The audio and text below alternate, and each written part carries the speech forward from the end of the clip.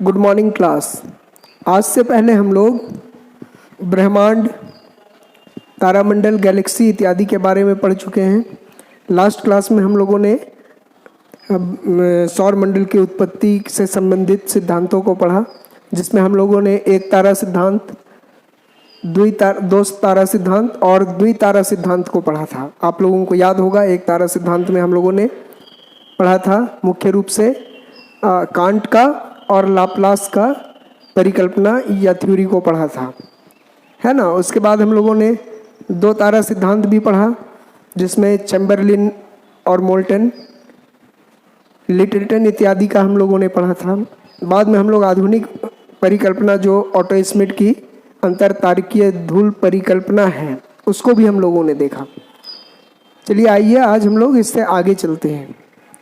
तो आप लोगों को याद होगा, मैं पहले बताया था कि ब्रह्मांड का दृष्टिकोण हमेशा, ब्रह्मांड के बारे में जो दृष्टिकोण है वो हमेशा बदलता रहा है। पहले ये माना जाता था कि ब्रह्मांड के केंद्र में पृथ्वी है, और इस सिद्धांत को भूकेंद्रीय सिद्धांत बोला जाता था, जिसे टॉल्मी ने दिया था। आप लोग जानते होंगे टॉल्मी, यानी इसने क्या कहा कि पृथ्वी ब्रह्मांड के केंद्र में है और सभी आकाशीय पिंड और सूरज भी इस पृथ्वी का ही चक्कर लगा रहा है, जिसके कारण दिन और रात होते हैं। ऐसा किसने कहा था? टॉल्मी ने। इनका सिद्धांत 1000 साल से भी अधिक समय तक मान्य रहा, लेकिन बाद में कोपरनिकस आए। एक कोपरनिकस आए, इन्होंने कहा कि नहीं, टॉल्मी का कहना गलत है, ऐसा नहीं है, बल्कि ब्रह्मांड के केंद्र में पृथ्वी नहीं है बल्कि सूर्य है, और सूर्य पृथ्वी का चक्कर नहीं लगा रहा है, बल्कि पृथ्वी जो है वो सूर्य का चक्कर लगा रही है। और पृथ्वी ही नहीं, सारे ग्रह सूर्य की ही चक्कर लगा रहे हैं। और किस तरह से लगा रहे हैं? तो वृत्तीय पथ पर चक्कर लगा रहे हैं, इस तरह से सर्कुलर पाथ पर। सभी ग्रह और पृथ्वी सभी के सभी सूर्य का ही चक्कर लगा रहे हैं, और किस पथ पर? वृत्तीय पथ पर, सर्कुलर पाथ पर। ठीक है, बीच में सूर्य है केंद्र में, और इसके चारों तरफ वृत्तीय कक्षा में, वृत्तीय यानी सर्कुलर ऑर्बिट, सर्कुलर पाथ पर सभी ग्रह इसकी परिक्रमा कर रहे हैं। पृथ्वी भी ऐसे ही इसकी परिक्रमा कर रही है सर्कुलर पाथ पर। किसने कहा? कोपरनिकस ने। इसके बाद केपलर आए। केपलर ने ग्रहीय कक्षा के नियम दिए, यानी ग्रहों का जो कक्षा है उसका नियम दिया इन्होंने, केपलर ने। और केपलर ने भी कोपरनिकस की इस बात का समर्थन किया कि पृथ्वी केंद्र में नहीं है बल्कि सूर्य ही केंद्र में है, और सभी ग्रह और पृथ्वी इस सूर्य का ही चक्कर लगाते हैं। इस बात का, कोपरनिकस की बात का समर्थन केपलर ने भी किया। लेकिन केपलर और इसमें फर्क यही था कि कोपरनिकस कहते थे वृत्तीय पथ पर सूर्य की परिक्रमा सभी ग्रह कर रहे हैं, और केपलर ने कहा वृत्तीय पथ पर नहीं कर रहे हैं बल्कि अंडाकार पथ पर कर रहे हैं, इस तरह। यानी इसको बोलते हैं दीर्घ वृत्तीय पथ, है ना, एलिप्टिकल पाथ पर। दोनों का कहना एक ही था कि केंद्र में सूर्य ही है, लेकिन मतलब दोनों का कहना यही था कि सूर्य की ही चक्कर सभी ग्रह लगा रहे हैं, पृथ्वी भी सूर्य का ही चक्कर लगा रही है। लेकिन केपलर ने कहा सर्कुलर पाथ पर, वृत्तीय पथ पर चक्कर लगा रही है। केपलर ने कहा कि सर्कुलर वृत्तीय पथ पर नहीं बल्कि अंडाकार पथ यानी एलिप्टिकल पाथ पर, दीर्घ वृत्तीय पथ पर चक्कर लगा रही है। ठीक है, तो दोनों में यही बेसिक अंतर था। और इन्होंने ग्रह का कक्षा का नियम दिया, ग्रहीय कक्षा के नियम, है ना। तो चलिए अब आगे हम लोग देखते हैं। हम लोग ये भी देखे थे कि जब 20वीं शताब्दी में गैलेक्सी की तस्वीर स्पष्ट हुई, हमारी गैलेक्सी आकाशगंगा की तस्वीर स्पष्ट हुई, ये आकाशगंगा है जो इसकी, तो ये देखा गया क्या कि सूर्य इस आकाशगंगा के एकदम किनारे में है, यहाँ पे है। तब जा करके ये कहा गया कि नहीं, सूर्य केंद्र में ब्रह्मांड के नहीं है, ये तो खुद आकाशगंगा के एक किनारे में है, और जहाँ पे ये है यहाँ से ये खुद इस गैलेक्सी के चारों तरफ चक्कर लगा रहा है। गैलेक्सी में हजारों अरबों खरबों तारे होते हैं, एक गैलेक्सी में 100 अरब से भी अधिक तारे हो सकते हैं। तो सभी तारे इस गैलेक्सी के केंद्र का ही चक्कर लगाते हैं, ठीक है। तो उसी प्रकार ये जो सूर्य है ये भी इस गैलेक्सी के चारों तरफ चक्कर लगा रहा है, ठीक है। ये सब हम लोग देख चुके हैं। तो आइए अब आगे समझते हैं। ये जो एक चक्कर लगा रहा है सूर्य इस गैलेक्सी का, इसको लगाने में 25 करोड़ साल लगता है, 25 करोड़ वर्ष लगता है। और ये जो समय है इसी को हम लोग बोलते हैं कॉस्मिक ईयर।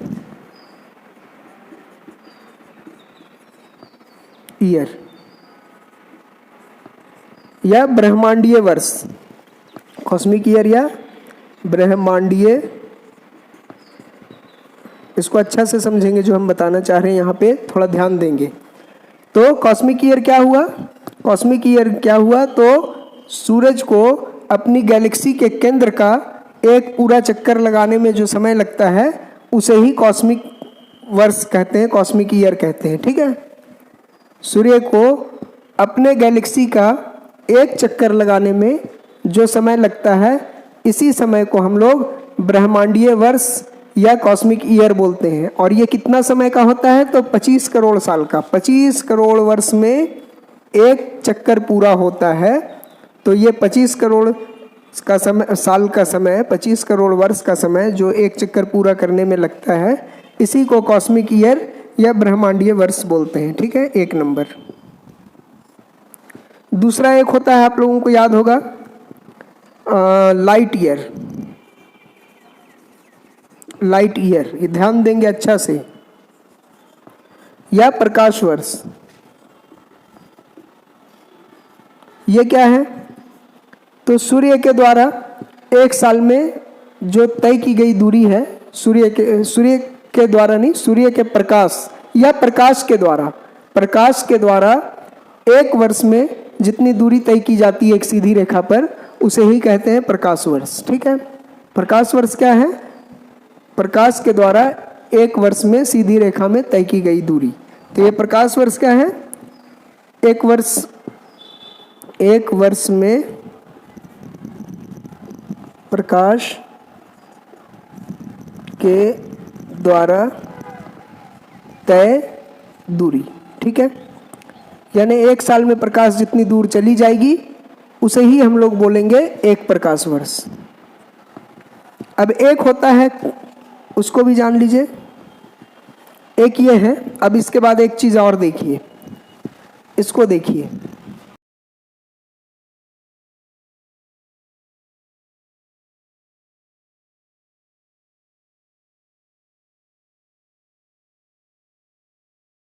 ये सूर्य है, सन।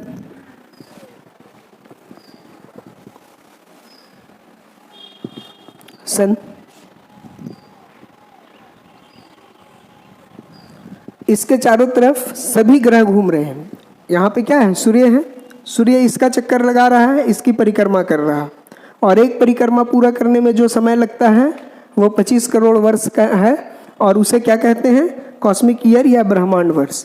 और ये सूर्य के साथ साथ सभी ग्रह भी चल रहे हैं। सूर्य अकेले तो नहीं घूम रहा, सभी ग्रह भी घूम रहे हैं। सभी ग्रह सूर्य की परिक्रमा कर रहे हैं।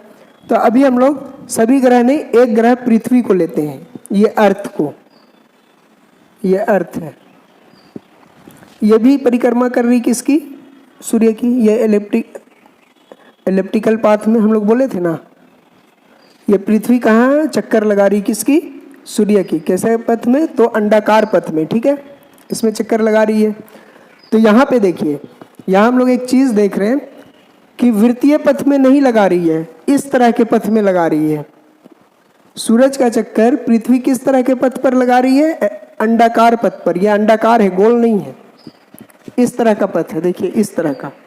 तो जब अंडाकार पथ में चक्कर लगाती है पृथ्वी, तो आप कह सकते हैं ना, आपको देखने से नहीं लगता कि कभी पृथ्वी सूर्य से काफी दूर हो जाती, फिर चलते चलते चलते चलते पास आती और एकदम बिल्कुल पास हो जाती, फिर कभी दूर हो जाती। तो इस तरह से इसकी दूरी कभी सूर्य की से पृथ्वी की दूरी घट जाती है, कभी बढ़ जाती। यहाँ पे अधिकतम है, यहाँ पे न्यूनतम है, ठीक है। तो इस अधिकतम दूरी को हम लोग क्या बोलते हैं? जब सूरज से पृथ्वी बहुत दूर चली जाती है, सबसे ज़्यादा दूर, जब सूरज से पृथ्वी अपने चक्कर लगाने, सूरज का चक्कर लगाने के क्रम में, परिक्रमा करने के क्रम में जब सूरज से मैक्सिमम दूरी पर होती है तो इसको हम लोग क्या बोलते हैं? तो इसको हम लोग बोलते हैं अपसौर। ठीक है, इसको क्या बोलते हैं? अपसौर। इस इंग्लिश में एपीहेलियन या एपहेलियन। ठीक है, और जब ये परिक्रमा करते करते पृथ्वी थोड़ा पास आने लगती है और धीरे धीरे धीरे धीरे करते हुए एकदम सूरज के पास आ जाती है, जब एकदम सबसे न्यूनतम दूरी पे होती है, सूरज से सबसे नज़दीक होती है, उस स्थिति को हम लोग बोलते हैं उपसौर।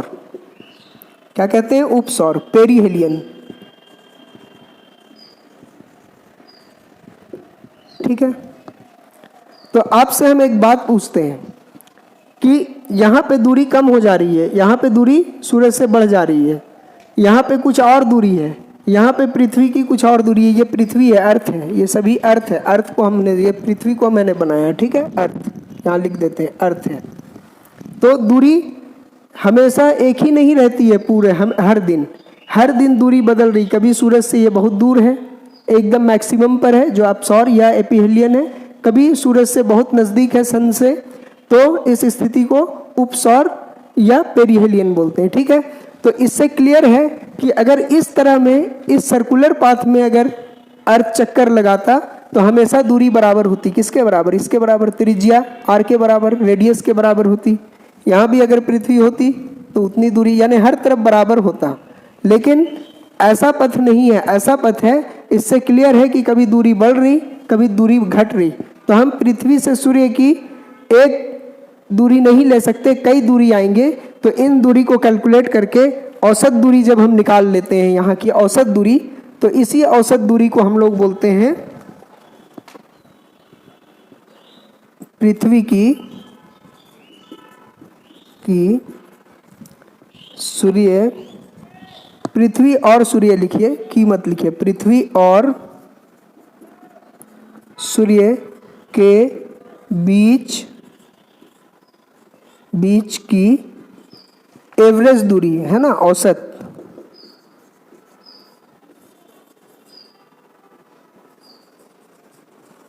एवरेज डिस्टेंस, औसत दूरी। ठीक है, इसको हम लोग क्या बोलते हैं? जो औसत दूरी निकली, कभी दूरी बढ़ रही, कभी दूरी घट रही है, यही देख रहे हैं हम लोग। सूरज से पृथ्वी की दूरी कभी बढ़ रही, कभी घट जा रही है। तो इसको कैलकुलेट करके, हमेशा एक नहीं रहती, कैलकुलेट करके जो दूरी निकलती है औसत दूरी, उसी औसत दूरी को, पृथ्वी और सूर्य के बीच की औसत दूरी को हम लोग क्या बोलते हैं? खगोलीय इकाई।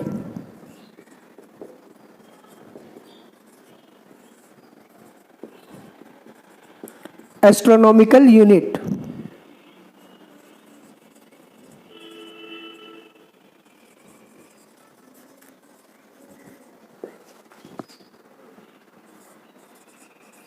Astronomical unit, AU। ठीक है, तो एस्ट्रोनॉमिकल यूनिट क्या हुई?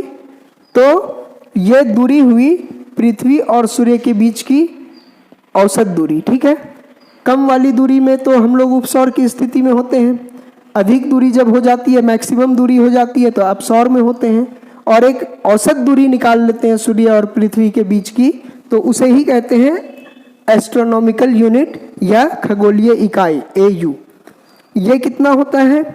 तो आप लोग इसको जान लीजिए, ये होता है आपका 14.96 करोड़ किलोमीटर। ठीक है, अब यहाँ पर आप लोग ध्यान दीजिए, ये पहला चीज कॉस्मिक ईयर, दूसरा लाइट ईयर, तीसरा औसत दूरी यानी खगोलीय इकाई, एस्ट्रोनॉमिकल यूनिट। अब आपसे हम एक बात पूछते हैं, आप लोग बताइए हमको कि इसमें से आप देख रहे होंगे यहाँ पर प्रकाश वर्ष है, ये किस चीज़ को बता रहा है? आपसे एग्जाम में पूछेगा, यहाँ से इसको ध्यान दीजिएगा, एग्जाम में पूछता है कि ये प्रकाश वर्ष जो है, लाइट ईयर या प्रकाश वर्ष जो है, ये किस चीज़ को दर्शाता है, किस चीज़ को दिखाता है, किस चीज़ को बताता है? तो ये क्या बता रहा है? दूरी। किस दूरी को? तो एक साल में प्रकाश द्वारा तय की गई दूरी को बता रहा। तो प्रकाश वर्ष दूरी को बताता है। और ये खगोलीय इकाई किस चीज को बता रहा, तो ये भी दूरी को बता रहा है। किस दूरी को बता रहा है, पृथ्वी और सूरज के बीच की एवरेज डिस्टेंस को बता रहा, तो ये भी दूरी को बता रहा। तो हम लोग देख रहे हैं खगोलीय इकाई भी दूरी को बता रहा, यानी एस्ट्रोनॉमिकल यूनिट भी दूरी को बता रहा है, सूरज और पृथ्वी के बीच की औसत दूरी, और प्रकाश वर्ष भी दूरी को बता रहा है, एक साल में तय की गई दूरी को। तो ये दूरी को बताते हैं, दूरी को दर्शाते हैं।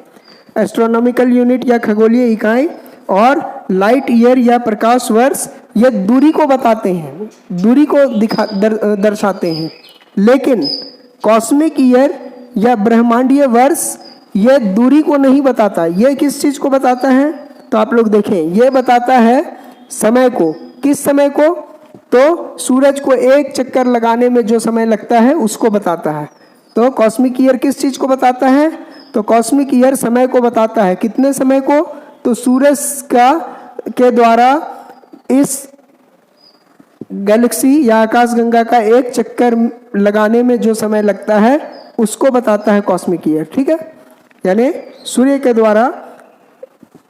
के द्वारा आकाशगंगा या गैलेक्सी का एक चक्कर पूरा करने में जो समय लगता है उसी समय को दर्शाता है कॉस्मिक ईयर, जो कि 25 करोड़ वर्ष का है। ठीक है, 25 करोड़ वर्ष। तो ये किस चीज को दर्शा रहा है, कॉस्मिक ईयर, तो ये समय को दर्शाता है, ये समय को दर्शाता है। ठीक है, कितना समय को, 25 करोड़ वर्ष को, ये समय को दर्शाता है, ये दूरी का नहीं है। यानी 25 करोड़ वर्ष दूरी नहीं बल्कि समय का मात्रक है। ये 25 करोड़ वर्ष मतलब ब्रह्मांडीय वर्ष, ब्रह्मांडीय वर्ष या कॉस्मिक ईयर किस चीज का मात्रक हो गया, तो ये समय को बताता है, ये समय को बताता है। तो कभी भी क्वेश्चन आए कि कॉस्मिक ईयर या ब्रह्मांडीय वर्ष किस चीज को दर्शाता है, तो ये समय को दर्शाता है, दूरी को नहीं बोलिएगा, है ना। और लाइट ईयर दूरी को बताता है, दूरी को दर्शाता है। पृथ्वी और खगोलीय इकाई या एस्ट्रोनॉमिकल यूनिट, तो ये भी दूरी को बताता है, पृथ्वी और सूर्य के बीच की औसत दूरी को। ठीक है, ये तीन चीज में तो कोई डाउट नहीं है। चलिए आगे बढ़ते हैं। अब यहाँ पे देखिए, यहाँ पे हम लोग क्या देखें कि जब सूरज से पृथ्वी मैक्सिमम दूरी पर होती है, परिक्रमा करते समय इस तरह का पथ है, अंडाकार पथ है, तो कभी दूर चली जाएगी, कभी नजदीक आ जाएगी, फिर धीरे धीरे दूर जाएगी, फिर नजदीक आ जाएगी। तो एक टाइम पे ये मैक्सिमम पे होगी। तो जब ये मैक्सिमम पे होती है अर्थ, यानी पृथ्वी जब सूर्य से मैक्सिमम डिस्टेंस में होती है, तो उस स्थिति को हम लोग अपसौर या एफेलियन कहते हैं। ठीक है, ये आता है आपका 4 जुलाई को।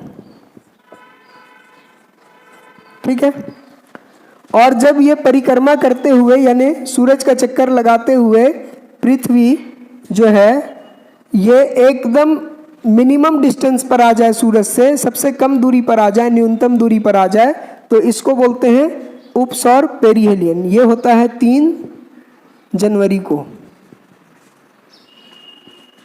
ठीक है, अब थोड़ा सा इसमें याद करने में आप लोगों को भूल हो जाता है, कई बार लोग भूल जाते हैं कि उपसौर ये जनवरी में होता है 3 जनवरी को या अपसौर 3 जनवरी को होता है। ठीक है, दूसरी चीज ये भूल जाते हैं कि उपसौर में दूर है या अपसौर में दूर है ना। तो इसे याद रखने का बड़ी आसान तरीका है, आप लोग याद रखिएगा। अप मतलब ऊपर ग्रेड का, है ना, और उप मतलब नीचे ग्रेड का। कैसे, तो देखिए, प्रधानमंत्री में आप उप लगा दीजिए तो उप प्रधानमंत्री, राष्ट्रपति में उप लगा दीजिए उपराष्ट्रपति, यानी थोड़ा सा उसका वैल्यू, उसका दर्जा डाउन हो गया। इसी तरह मुख्यमंत्री में उप लगा दीजिए उप मुख्यमंत्री, यानी जिसमें उप लगा देंगे वो कम हो जाएगा। अगर राष्ट्रपति है तो ठीक है, अगर उप लगा दिए उपराष्ट्रपति तो छोटा हो गया, थोड़ा सा राष्ट्रपति से नीचे हो गया, यानी छोटा या कम। तो उप लगा दिए तो कम दूरी वाला और कम दूरी वाला। ठीक है, उप लगा दिए तो दूरी कम, और अप है मतलब अधिक। अप मतलब क्या, ऊपर ज्यादा, तो अप है तो अधिक, तो अधिक वाले में अपसौर। तो जब दूरी ज्यादा रहे तो एकदम आसान तरीका है, जब दूरी ज्यादा है तो अपसौर, अपसौर। अप मतलब अधिक होता है, अप मतलब ऊपर या ऊपर मतलब ज्यादा, ऐसे याद रखिए। तो ज्यादा दूरी अपसौर, जब मैक्सिमम दूरी पर हो तो अपसौर, और उप मतलब कम होता है, तो जब कम दूरी में है तो उपसौर। ठीक है, जब कम दूरी है, न्यूनतम दूरी है, उप मतलब कम होता है, किसी का उप लगा देने से उसका वैल्यू डाउन हो जाता है, तो उप मतलब कम, तो कम दूरी में है तो हम लोग उसको उपसौर बोलेंगे। ठीक है, कम दूरी वाला को अपसौर मत बोलिएगा, कम का मतलब वैल्यू गिरा देना, यानी कम दूरी तो उपसौर। ठीक है, कम कर दिए उपसौर, अधिक है अपसौर। ठीक है, ये तो हो गया। इंग्लिश मीडियम वाला लोग भी देख लीजिए, आप कैसे याद रखिएगा, ए से ए ग्रेड, ए ग्रेड मतलब वैल्यू बढ़ा हुआ या ज़्यादा, ए ग्रेड ज़्यादा, बी ग्रेड लो होता है, यानी ए ग्रेड ऊपर होता है। तो जब दूरी ज़्यादा है, हाई है, तो ए ग्रेड वाला एपीहेलियन है ना, ए ग्रेड वाला एपीहेलियन। ठीक है, और जब दूरी कम हो जाता है, मिनिमम दूरी पर हो जाए, है ना, मिनिमम दूरी पर, तो पेरीहेलियन।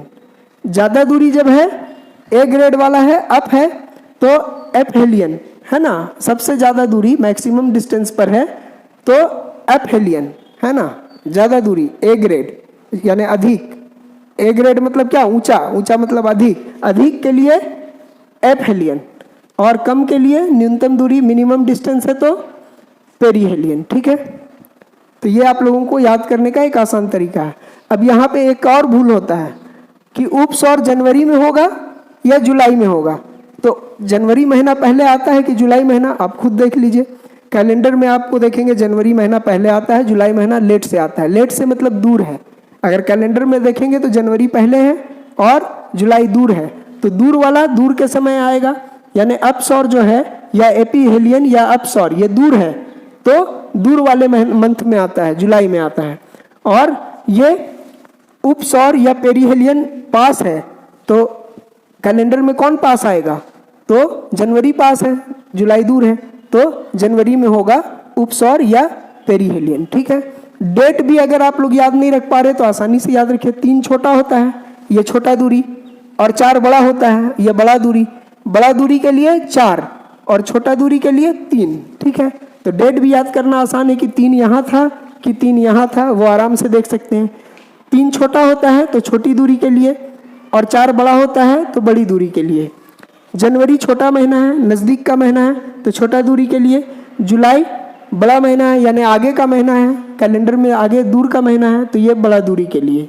ठीक है, और इसी तरह से आप लोग बाकी याद रख सकते हैं, हमको लगता है कि इसमें ज़्यादा कोई मुश्किल नहीं है। अब यहाँ एक चीज़ जान लीजिए, ये उपसौर और ये अपसौर, इन दोनों स्थितियों को मिलाने वाली रेखा को हम क्या कहते हैं, तो इसको हम लोग बोलते हैं एपी साइड लाइन।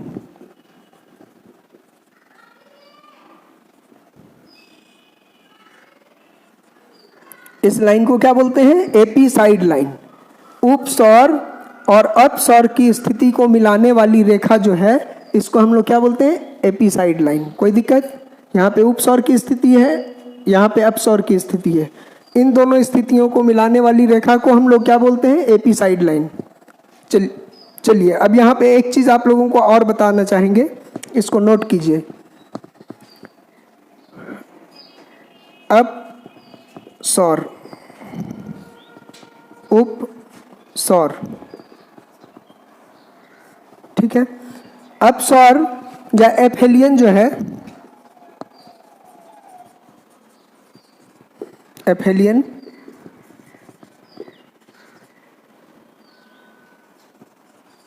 पेरीहेलियन, इस उपसौर के समय में सबसे ज्यादा दूरी होती है सूरज से, अर्थ और सूरज के बीच में सबसे ज्यादा दूरी, यानी सूरज से सबसे दूर किस समय होता है, पृथ्वी, अर्थ सूरज से सबसे दूर अपसौर के समय होता है, एपहेलियन के समय।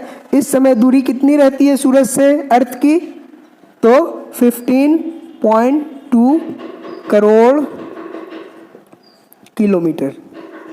ठीक है, और पेरीहेलियन के समय सूरज और पृथ्वी के बीच की दूरी सबसे कम होती है, यानी इस समय उपसौर या पेरीहेलियन के समय पृथ्वी जो है सूरज से सबसे मिनिमम डिस्टेंस में होती है, उस समय इन दोनों के बीच की दूरी होती है 14.7 करोड़ किलोमीटर।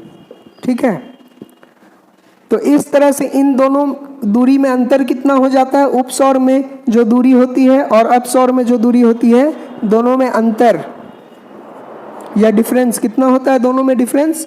50 लाख किलोमीटर। ठीक है, ये याद रखिएगा, ये काम आ जाएगा आप लोगों को।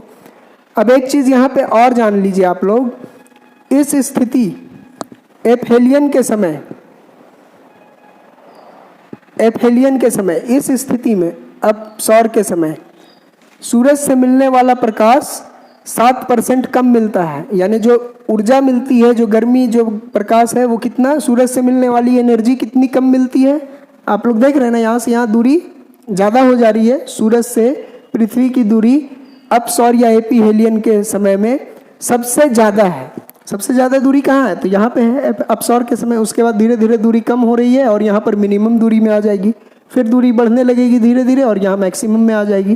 तो अब सौर में मैक्सिमम दूरी है। तो इस मैक्सिमम दूरी के समय यानी अब सौर या एपीहेलियन के समय में सूरज से मिलने वाला जो एनर्जी है वो 7% कम मिलता है। 7% कम एनर्जी,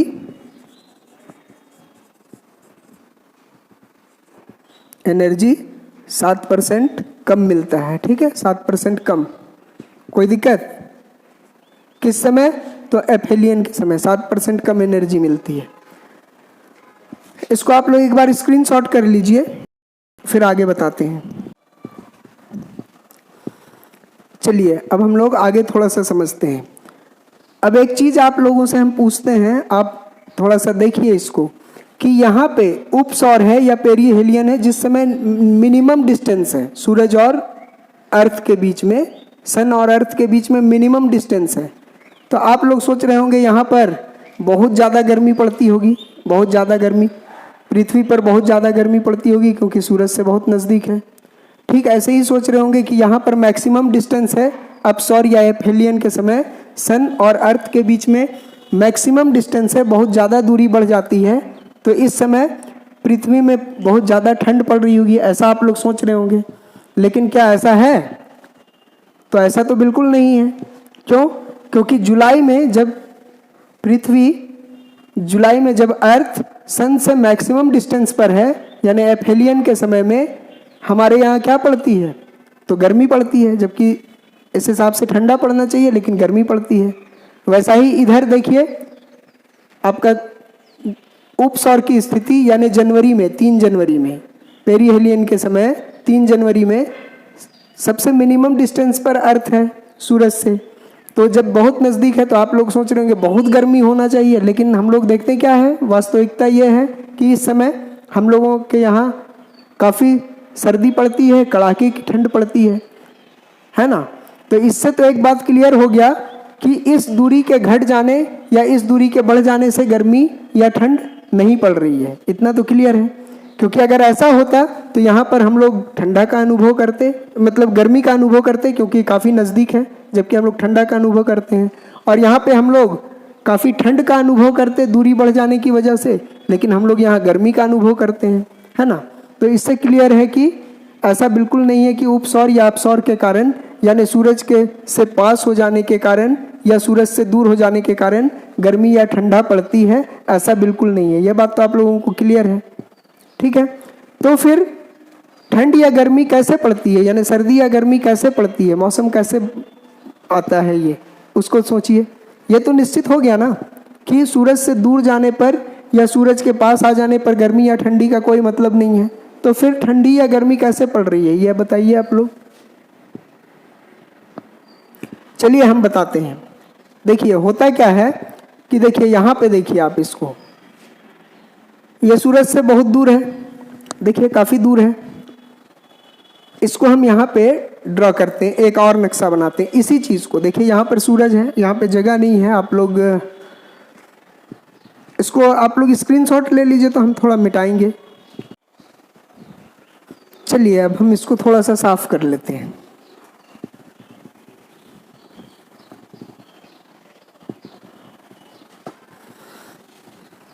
यहाँ पे थोड़ा सा देखिए, यहाँ पे क्या है, ये सन है और ये अर्थ है। ठीक है, आप लोग अच्छा से जानते हैं, ये चीज़ अच्छी तरह मालूम है आप लोगों को कि जो अर्थ है ये अपने एक्सिस पर झुकी हुई है। कितनी झुकी हुई है? 23.5 डिग्री झुकी हुई है। कितना? इतना ही झुकी हुई है ना। अब इसके वजह से क्या होगा, देखिए इसके वजह से अगर हम इसको आधा आधा बांट दें पृथ्वी को, तो ऐसे बढ़ जाएगा, इस तरह से बटेगा ना। पृथ्वी अपना घूर्णन कर रही है, यही अर्थ ऐसे है।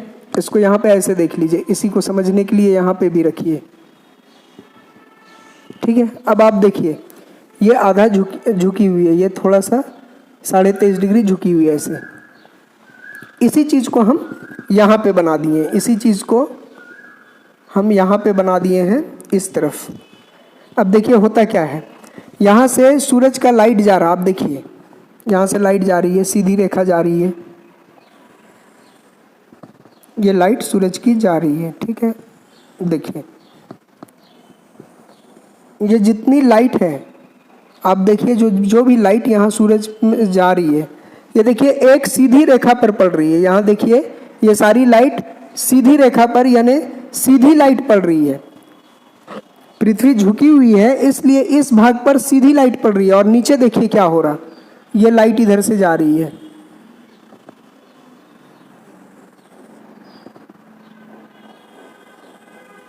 ये कैसी लाइट पड़ रही है यहाँ पे इन सब जगहों में?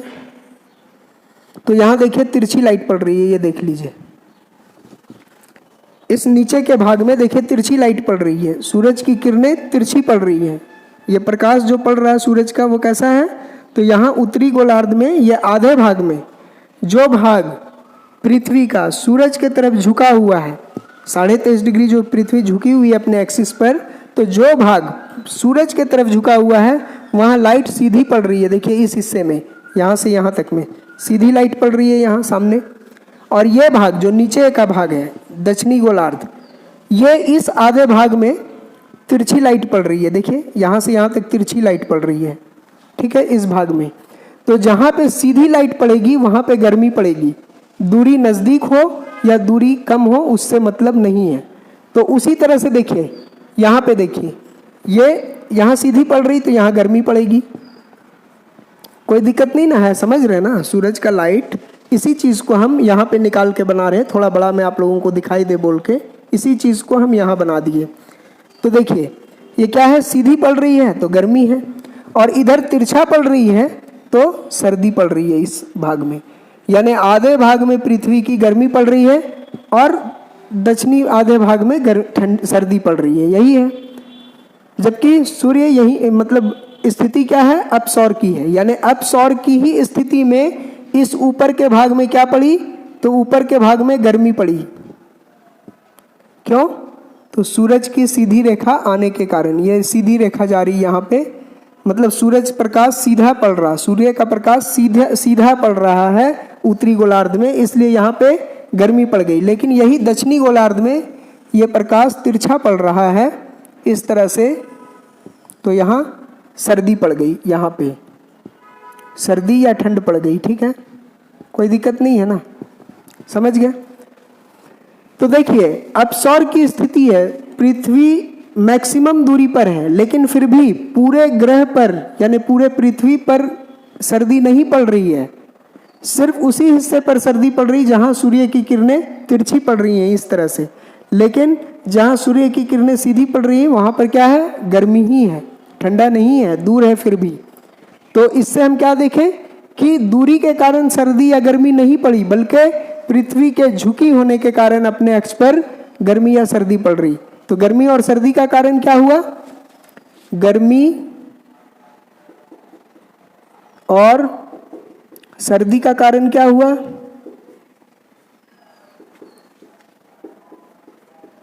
क्या हुआ, तो पृथ्वी का अपने अक्ष पर झुका होना। कितना झुका होना, तो 23.5 डिग्री।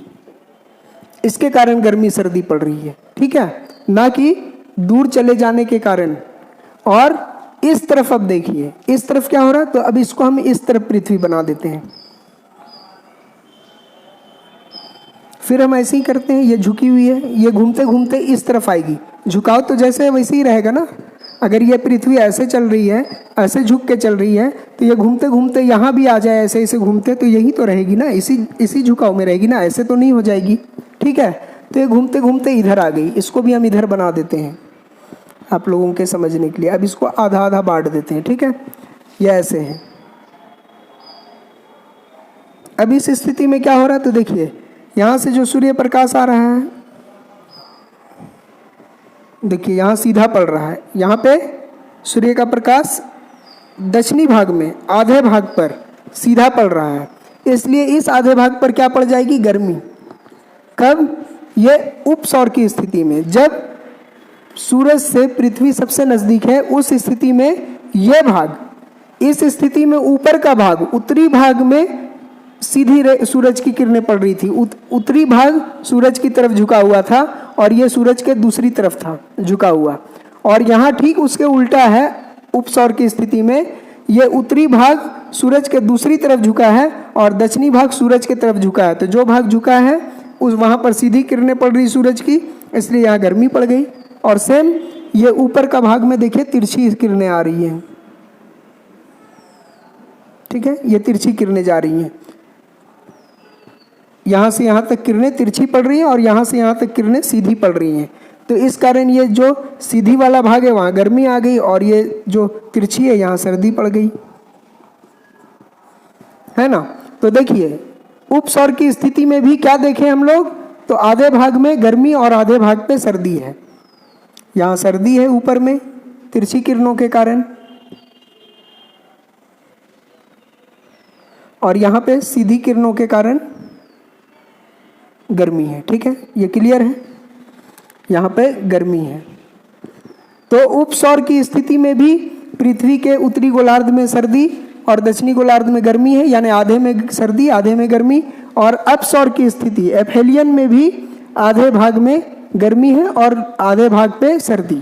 ठीक है, तो इस तरह से हम लोगों को क्लियर है कि उपसौर और अपसौर के कारण गर्मी सर्दी नहीं पड़ रही है, पृथ्वी का अपने अक्ष पर झुका होने के कारण ही गर्मी या सर्दी का अनुभव होता है या गर्मी या सर्दी पड़ती है। ठीक है, तो चलिए ये भी आप लोगों को क्लियर हो गया गर्मी या सर्दी कैसे पड़ती है। अब हम आपसे एक बात पूछते हैं, इतना तो समझ गए आप लोग कि गर्मी सर्दी पृथ्वी का अपने अक्ष पर झुका होने के कारण होता है, और ये भी आप लोग समझ गए कि जिस समय उत्तरी गोलार्ध में सर्दी पड़ती है यानी उपसौर की स्थिति के समय, जनवरी के समय जिस समय उत्तरी गोलार्ध में सर्दी पड़ रही होती है, ठीक उसी समय दक्षिणी गोलार्ध के कुछ भाग में गर्मी पड़ रही होती है। यहाँ कड़ाके की सर्दी पड़ रही है उत्तरी गोलार्ध में, ठीक उसी समय दक्षिणी गोलार्ध के कुछ हिस्से में कड़ाके की गर्मी पड़ती है। ठीक है, ये भी ठीक ऐसा ही इधर भी है। जिस समय 4 जुलाई अपसौर की स्थिति है, एफेलियन की सिचुएशन है, उस समय जुलाई में कुछ हिस्से में काफ़ी गर्मी पड़ रही है उत्तरी गोलार्ध में, और ठीक उसी टाइम पे दक्षिणी गोलार्ध के कुछ हिस्से में काफ़ी सर्दी पड़ रही है एक ही टाइम पे। ठीक है, तो ये तो समझ गए आप लोग। चलिए, तो याद रखिएगा कि जब एक हिस्से में गर्मी पड़ती है ठीक बहुत ज़्यादा, उसी समय दूसरे हिस्से में सर्दी पड़ती है पृथ्वी के, ऐसा ही है। अब आपसे एक बात पूछते हैं, यह है 3 जनवरी। ठीक है, 3 जनवरी को हम लोग सर्दी का अनुभव कर रहे हैं। तो 3 जनवरी को हम लोग सर्दी का अनुभव कर रहे हैं, तो हम लोग किस गोलार्ध में होंगे? देखिए आप, ये नॉर्दर्न हेमिस्फीयर है और ये साउदर्न हेमिस्फीयर है, ये नॉर्दर्न हेमिस्फीयर है, ये साउदर्न हेमिस्फीयर है। तो आप बताइए हम लोग किस गोलार्ध में होंगे? तो हम लोग इस गोलार्ध में हैं, क्योंकि हम जनवरी में ठंड का अनुभव करते हैं। जनवरी के समय में ठंड कहाँ पे पड़ती है? तो उत्तरी गोलार्ध में, यानी हम सभी भारत जो है ये कहाँ है? उत्तरी गोलार्ध में। ठीक है, यानी हमारा भारत इस गोलार्ध में है। ठीक है, तो हमारे गोलार्ध में जनवरी या दिसंबर के समय में क्या रहती है? सर्दी रहती है। तो हम लोग क्रिसमस किस समय मनाते हैं? तो हम लोग क्रिसमस मनाते हैं उत्तरी गोलार्ध के हिस्से में। तो उत्तरी गोलार्ध के हिस्से में क्रिसमस सर्दी में। सवाल पूछा जाएगा, गर्मी के मौसम में क्रिसमस कहाँ पे मनाया जाता है? ग्रीष्म ऋतु में क्रिसमस कहाँ मनाया जाता है? तो दक्षिणी गोलार्ध के कुछ देश हैं जो शीतोष्ण कटिबंधीय बेल्ट में पड़ते हैं, दक्षिणी गोलार्ध के, वहाँ पे गर्मी में पड़ेगी। जैसे ऑस्ट्रेलिया है, इसका एक एग्जाम्पल आपसे पूछा जाए और ऑप्शन में ऑस्ट्रेलिया रहे तो आप बेधड़क मारिए, और ऑस्ट्रेलिया नहीं है और ये क्वेश्चन आ जाए कि क्रिसमस का त्यौहार किस देश में ग्रीष्म ऋतु में मनाया जाता है, ऐसा क्वेश्चन आ जाए तो आप सीधे उस ऑप्शन में खोज ढूंढिएगा, जो भी ऑप्शन दिए रहेंगे वहाँ पे, कि कौन सा ऐसा देश है जो सॉर्दर्न हेमिस्फेयर या दक्षिणी गोलार्ध में है और शीतोष्ण कटिबंधीय एरिया में है, वहीं पे गर्मी पड़ेगी। ऐसे जितने भी देश होंगे उन सभी देशों में गर्मी के मौसम में क्रिसमस ऋतु मनाई जाती है, जिसमें एक उदाहरण आप दे सकते हैं ऑस्ट्रेलिया। यहाँ गर्मी में क्रिसमस मनाते हैं, गर्मी में क्रिसमस। क्यों? क्योंकि ऑस्ट्रेलिया दक्षिणी गोलार्ध में है और दक्षिणी गोलार्ध में इस समय जनवरी या दिसंबर के समय में, देखिए सबसे नज़दीक है सूर्य लेकिन डायरेक्शन दक्षिणी गोलार्ध का सूरज की ओर है, तो यहाँ पे दक्षिणी गोलार्ध में गर्मी पड़ती है इस समय। तो दिसंबर जनवरी के समय, 3 जनवरी से कुछ दिन पहले ही तो 25 दिसंबर है, एक सप्ताह पहले, तो ये तो ठंडी ही रहती है ना हमारे यहाँ। तो हमारे गोलार्ध में ठंडी है, उत्तरी गोलार्ध में, तो दक्षिणी गोलार्ध में गर्मी ही रहेगी, तो दक्षिणी गोलार्ध में ही ऑस्ट्रेलिया है, तो यहाँ पे काफ़ी गर्मी रहती है उस समय। तो क्रिसमस ऑस्ट्रेलिया में गर्मी में मनाया जाता है। और सिर्फ ऑस्ट्रेलिया नहीं, दक्षिणी गोलार्ध में इस बेल्ट ऑस्ट्रेलिया के आसपास के जितने भी देश हैं, सभी देश, या आप इसे कहें, ऐसे भी कह सकते हैं कि शीतोष्ण कटिबंध, दक्षिणी गोलार्ध का जो शीतोष्ण कटिबंधीय बेल्ट है उसके सभी देशों पर आपका गर्मी के ऋतु में या ग्रीष्म ऋतु में क्रिसमस मनाया जाता है। ठीक है, तो चलिए अब यहाँ पे लगभग आप लोग जान गए कि गर्मी सर्दी क्यों पड़ती है और कैसे पड़ती है, और उपसौर और अपसौर से गर्मी और सर्दी का कोई लेना देना है या नहीं, ये समझ गए हैं, है ना। यानी गर्मी लाने या गर्मी को दूर, मतलब गर्मी होना या गर्मी या सर्दी पड़ना उपसौर या अपसौर पर निर्भर करता है, यानी ये सब आप लोग अच्छा से समझ गए जहाँ तक मैं समझता हूँ। अब एक सवाल आप लोगों से मैं पूछता हूँ कि इतना तो अच्छा से समझ गए कि उपसौर अपसौर के कारण गर्मी या सर्दी नहीं पड़ती है, लेकिन ये आपसे पूछा जाए कि गर्मी या सर्दी पर, जो गर्मी या सर्दी पड़ रही है यहाँ पे, या यहाँ पे जो गर्मी या सर्दी पड़ रही है, उस पर अपसौर या उपसौर का कोई प्रभाव पड़ता है या नहीं। यानी यहाँ पे उत्तरी गोलार्ध में गर्मी, दक्षिणी गोलार्ध में सर्दी पड़ रही है, यहाँ पे पड़ रही है ना। अपसौर की स्थिति में क्या है, उत्तरी गोलार्ध में गर्मी, दक्षिणी गोलार्ध में सर्दी, ऐसा ही है। तो इस सिचुएशन पर यहाँ पे गर्मी है, यहाँ पे सर्दी है, इस पर अपसौर का कोई प्रभाव पड़ेगा या नहीं, अगर आपसे पूछा जाए तो आप क्या बताएंगे। और ठीक उसी तरह यहाँ पे उत्तरी गोलार्ध में सर्दी है, ठीक है, और दक्षिणी गोलार्ध में गर्मी है, इसका प्रभाव इस पर, इस सर्दी और गर्मी पर, इस उपसौर का या पेरीहेलियन का कोई प्रभाव या इफेक्ट होगा या नहीं, ये आप लोग बता सकते हैं। तो आइए हम लोग इसको समझते हैं अच्छा से। देखिए, ये सही है कि गर्मी या सर्दी लाने में उपसौर या अपसौर का कोई हाथ नहीं है, लेकिन गर्मी या सर्दी पर उपसौर का प्रभाव पड़ेगा और अपसौर का भी प्रभाव पड़ेगा। उपसौर या अपसौर गर्मी या सर्दी की तीव्रता को बढ़ा या घटा सकता है। कैसे? तो आइए पहले देखते हैं हम लोग एक को। पहले देखिए अपसौर की स्थिति को, देखिए पहले अपसौर का स्थिति देखिए, अपसौर में क्या प्रभाव पड़ेगा। प्रभाव, हम लोग प्रभाव देखते हैं, किसका प्रभाव, अपसौर का। पहला नंबर अपसौर का, 1 नंबर अपसौर। अपसौर का कुछ प्रभाव पड़ता है या नहीं, तो देखिए अपसौर का फर्स्ट, अपसौर की स्थिति में क्या हम लोग देख रहे हैं, गर्मी में क्या, उत्तरी गोलार्ध में क्या है, गर्मी है। अपसौर की स्थिति में उत्तरी गोलार्ध में क्या पड़ रही है, गर्मी पड़ रही है। अब इस गर्मी को, सूरज अगर दूर है तो गर्मी पड़ रही है, अगर ये सूरज पास होता, यानी अपसौर की स्थिति नहीं होती, अगर ये परिपथ गोल होता, या फिर आप ऐसे समझिए ये सूरज यहाँ होता, तो क्या गर्मी जितनी पड़ रही उतनी ही पड़ती या उससे ज़्यादा पड़ती, तो उससे ज़्यादा पड़ती, यानी गर्मी जितनी पड़ रही है ये, अगर सूरज नज़दीक होता तो यहाँ पे और ज़्यादा गर्मी लगती ना। यानी यहाँ जो गर्मी है, सूरज इस स्थिति में, अपसौर की स्थिति में थोड़ा दूर है, थोड़ा नहीं मैक्सिमम दूरी पर है अपने, है ना। सूरज पृथ्वी से मैक्सिमम दूरी पर है, तो इस स्थिति में यहाँ जो गर्मी पड़ रही है वो उतनी नहीं पड़ पाएगी जितनी पड़ सकती थी, क्योंकि दूरी कुछ ज़्यादा हो गई। तो इसलिए यह गर्मी की तीव्रता को कुछ कम कर देगा। कहाँ पे? उत्तरी गोलार्ध में। तो उत्तरी गोलार्ध में अपसौर क्या किया? गर्मी की तीव्रता को कम कर दिया। तो यहाँ लिख लीजिए, अपसौर का प्रभाव क्या पड़ा? उत्तरी गोलार्ध यानी नॉर्दर्न हेमिस्फीयर में क्या हुआ? गर्मी की तीव्रता को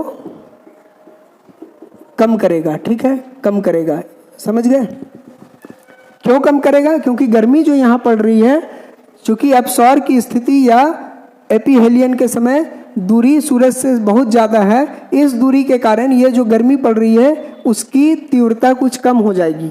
ठीक है, अगर अपसौर नहीं होता, थोड़ा सूरज पास होता तो गर्मी और ज़्यादा रहती। ठीक है, और इस दक्षिणी गोलार्ध में इसके कारण, इस अपसौर के कारण क्या होगा? यहाँ दक्षिणी गोलार्ध में सर्दी पड़ रही है, लेकिन सूरज थोड़ा ज़्यादा दूर है अपसौर के कारण, तो जितनी सर्दी पड़ रही है उससे ज़्यादा सर्दी पड़ गई। अगर थोड़ा सा पास होता तो ये सर्दी में थोड़ा सा राहत मिलता, क्योंकि नज़दीक होता तो थोड़ी सी ज़्यादा गर्मी मतलब यहाँ पे थोड़ी सी ज़्यादा ऊर्जा आती या उष्मा ज़्यादा आती। हम लोग देखे थे कि 7% प्रकाश कम मिलता है दूरी बढ़ जाने के कारण। ठीक है, तो जितनी सर्दी यहाँ पड़ गई, सूरज दूर चला गया तो सर्दी को और भी बढ़ा दिया। यानी अपसौर के कारण सूरज दूर हो गया तो जो सर्दी पड़ रही थी उसकी तीव्रता और ज़्यादा बढ़ गई। तो यह सर्दी की तीव्रता को अपसौर की स्थिति बढ़ा देती है। कहाँ पे? तो दक्षिणी गोलार्ध में। दक्षिणी गोलार्ध, दक्षिणी गोलार्ध में सर्दी की तीव्रता, ठंडा को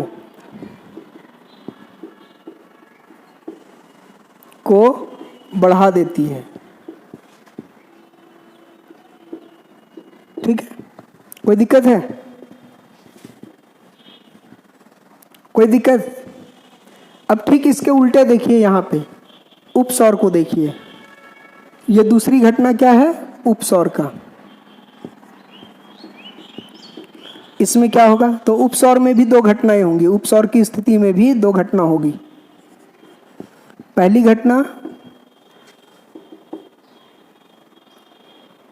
घटना देखिए उत्तरी गोलार्ध में। देखिए उत्तरी गोलार्ध में क्या असर पड़ेगा? तो यहाँ पे सर्दी पड़ रही है, सर्दी पड़ रही है, देख रहे हैं ना। उपसौर की स्थिति में या आपका पेरीहेलियन का सिचुएशन में उत्तरी गोलार्ध, नॉर्दर्न हेमिस्फीयर में क्या है? सर्दी है, लेकिन सूरज बहुत नज़दीक है, इसके वजह से, पेरीहेलियन की वजह से, तो जो सर्दी पड़ रही है उसमें थोड़ी सी राहत मिल जाएगी, क्योंकि ये नज़दीक है। अगर सूरज दूर होता तो ये सर्दी और ज़्यादा पड़ती, सूरज दूर होता तो सर्दी ज़्यादा पड़ती। लेकिन उपसौर या पेरीहेलियन है, इसलिए सूरज पास में है, तो यहाँ जो ठंडी पड़ रही है वो थोड़ी कम पड़ेगी, यानी ठंडी की जो तीव्रता है वो कम हो जाएगी, सर्दी की तीव्रता कम हो जाएगी। तो उपसौर में क्या हुआ? उत्तरी गोलार्ध में, किसमें?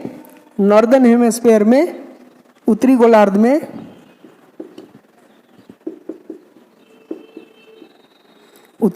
में क्या होगा? सर्दी की तीव्रता में कमी, है ना, सर्दी कम रहेगी, सर्दी को कम कर देगा। क्यों? क्योंकि ये काफ़ी नज़दीक हो जाएगा उपसौर में या पेरीहेलियन में, इसलिए जो ठंडी पड़ रही है या सर्दी पड़ रही है उसकी तीव्रता कुछ कम हो जाएगी। ठीक है, ठीक इसी तरह आप देखिए दक्षिणी गोलार्ध में। देखिए दक्षिणी गोलार्ध में अभी क्या पड़ रही है? उपसौर के समय गर्मी पड़ रही है, दक्षिणी गोलार्ध में पड़ रही है ना गर्मी। यहाँ पे देखिए गर्मी पड़ रही है, इसी चीज़ को हम यहाँ पे भी बनाए बड़ा करके। तो उपसौर की स्थिति में दक्षिणी गोलार्ध में देखिए गर्मी पड़ रही है, लेकिन उपसौर के कारण पृथ्वी और सूर्य के बीच की दूरी बहुत कम हो जाती है, सबसे कम हो जाती है, न्यूनतम।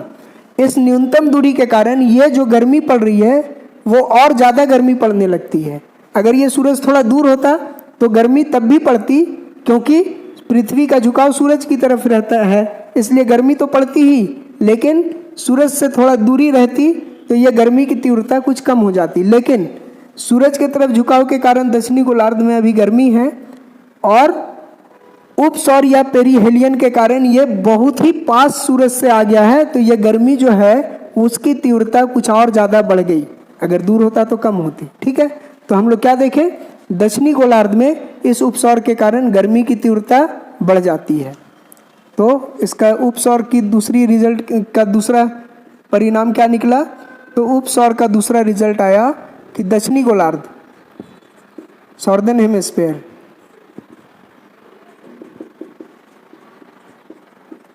दक्षिणी गोलार्ध में क्या हुआ, तो गर्मी की तीव्रता को बढ़ा देता है। गर्मी की तीव्रता को बढ़ा देता है। कौन?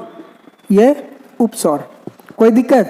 तो हम लोग क्या देखें, उपसौर के कारण, तो हम लोग मेन बात क्या, यहाँ पे मेन बात क्या आपको याद रखना है कि भले ही सर्दी या गर्मी का पड़ना पृथ्वी के अपने अक्ष पर झुके होने के कारण होता है। ठीक है, गर्मी या सर्दी का पड़ना का कारण पृथ्वी का अपने अक्ष पर झुका होना है। ठीक है, भले ही गर्मी या सर्दी पड़ने का कारण पृथ्वी का अपने अक्ष पर झुका होना है, लेकिन इस गर्मी या सर्दी को प्रभावित करने में उपसौर या अपसौर का महत्वपूर्ण भूमिका होती है, महत्वपूर्ण रोल होता है। ठीक है, कैसे, तो आप लोग अच्छी तरह से देख लिए। अपसौर के समय में उत्तरी गोलार्ध में जो गर्मी पड़ रही है उसकी तीव्रता को कम करेगा, दक्षिणी गोलार्ध में जो गर्मी पड़ रही है, दक्षिणी गोलार्ध में जो सर्दी पड़ रही है दक्षिणी गोलार्ध में, उसकी तीव्रता को बढ़ा देगा, है ना। ठीक उपसौर में इसके उल्टा होगा, उत्तरी गोलार्ध में सर्दी की तीव्रता को कम कर देगा, उत्तरी गोलार्ध में सर्दी की तीव्रता को कम कर दिया। देखिए यहाँ पर सर्दी की तीव्रता को कम किया है, और उत्तरी गोलार्ध के समय अपसौर जो है ठीक उल्टा किया, सर्दी की तीव्रता को बढ़ा दिया, है ना। ये ठीक इसके उल्टा है, आप लोग देख लीजिए, आसानी से याद हो जाएगा। अपसौर क्या है, दक्षिणी गोलार्ध में सर्दी की तीव्रता को बढ़ा दिया, और ये उत्तरी गोलार्ध में अपसौर उत्तरी गोलार्ध में सर्दी की तीव्रता को कम कर दिया। ठीक है, और यहाँ पे उत्तरी गोलार्ध में गर्मी की तीव्रता को कम कर रहा है कौन, अपसौर, उत्तरी गोलार्ध में गर्मी की तीव्रता को कम कर रहा, और यह देखिए दक्षिणी गोलार्ध में गर्मी की तीव्रता को कम कर रहा है यहाँ उपसौर। तो इस प्रकार से भले ही उपसौर या अपसौर का भूमिका नहीं है गर्मी या सर्दी को लाने में, लेकिन गर्मी या सर्दी की तीव्रता को बढ़ाने या घटाने में उपसौर या अपसौर का महत्वपूर्ण भूमिका या रोल है। इसको याद रखिएगा। यह आप लोगों का ये जो प्रभाव वाला है, यह आप लोगों का एसएससी, सीजीएल या फिर रेलवे वगैरह में जनरली नहीं पूछेगा इतना डेप्थ पर, लेकिन यूपीएससी या state PCS, state civil services में ये आपको एकदम पूछेगा। कॉन्सेप्ट इसको क्लियर रखिएगा। ठीक है, ये एकदम क्लियर रखना है कि उपसौर या अपसौर के कारण सर्दी या गर्मी नहीं आती, लेकिन उपसौर या अपसौर सर्दी या गर्मी की तीव्रता को बढ़ा या घटा देता है। ये एकदम कॉन्सेप्ट क्लियर रखिएगा। ठीक है, तो चलिए ये काफ़ी हो गया। अब एक चीज़ हम आप लोगों को बताना चाहेंगे। आप लोग ब्लैक होल जानते हैं, ब्लैक होल, चलिए इससे आगे बढ़ते हैं। ये आप लोगों का क्लियर है ना, कोई दिक्कत इसमें कुछ पूछना हो तो आप लोग कमेंट करके पूछ लीजिएगा, हम बता देंगे। एक चीज़ होता है, आप लोग जानते हैं ब्लैक होल, ब्लैक होल, ठीक है। ब्लैक होल क्या है, तो ब्लैक होल वैसा चीज़ है, वैसा उच्च घनत्व वाला, बहुत ज़्यादा घनत्व या बहुत ज़्यादा डेंसिटी वाला ऐसा चीज़ है, बहुत ज़्यादा ग्रेविटेशनल फोर्स जिसके पास हो, वैसा बहुत ज़्यादा ग्रेविटेशनल फोर्स और डेंसिटी वाला ऐसा पिंड है जो किसी भी चीज़ को अपनी ओर खींच लेता है, अपने अंदर खींच लेता है। यहाँ तक कि लाइट भी इस ब्लैक होल से निकल करके वापस नहीं जा सकती है। अगर ये लाइट यहाँ आ गई तो लाइट कोई भी ये खींच लेगा, ऐसा चीज़ है ये। ऐसा ही एक होता है आपका रेड होल। रेड होल ये क्या है? तो ये भी ब्लैक होल का ही एक रूप है। रेड होल क्या है? ब्लैक होल का ही रूप है। ब्लैक होल ठंडा होता है और ये रेड होल ब्लैक होल का ही एक रूप है, एक प्रकार है। ये गर्म होता है, ठीक है, ये काफ़ी गर्म होता है। एक होता है वाइट होल। वाइट होल ये क्या है? तो वाइट होल जो है ये कुछ नहीं है, ये ब्लैक होल का एकदम उल्टा है। ब्लैक होल का एकदम उल्टा क्रिया है, या ब्लैक होल का बिल्कुल उल्टा है वाइट होल। क्या है वाइट होल? तो ब्लैक होल में क्या है कि कोई भी चीज़ को ये अपने अंदर ले लेता है और निकलने नहीं देता। वाइट होल में ठीक इसका उल्टा होता है।